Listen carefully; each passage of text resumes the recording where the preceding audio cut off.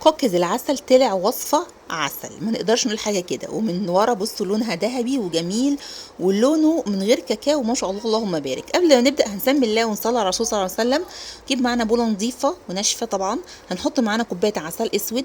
انا ما لقيتش عندي غير نص كوباية، فالحمد لله كان في عسل ابيض كملت بيه النص الكوباية التاني. بقيت حاطة كده كوباية عسل اسود او ابيض او ميكس الاتنين على بعض مش هتفرق، المهم ان احنا بدلنا السكر بالعسل.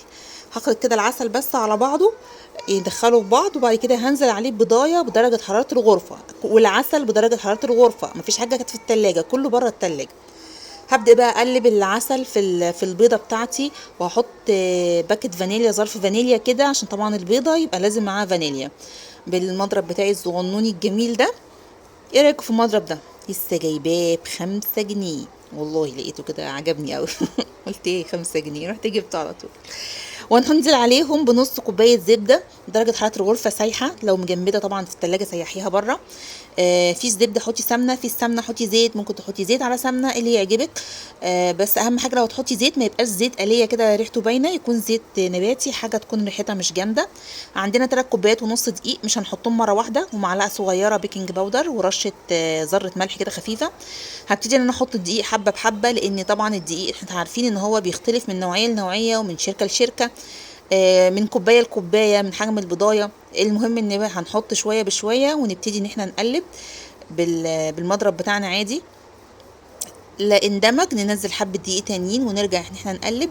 الوصفه دي خدت معايا بالظبط 5 دقايق، اقل من 5 دقايق كمان، في التقليب كده اقل من 5 دقايق، قولي التشكيل 5 دقايق، وفي 10 دقايق في الفرن. يعني هي بالظبط ربع ساعة أو تلت ساعة. الوصفة دي بتكون ما شاء الله جاهزة اللهم بارك، وطالعة في الفرن وبسم الله ما شاء الله ولا حول ولا قوة إلا بالله، بتبقى جميلة جدا جدا جدا.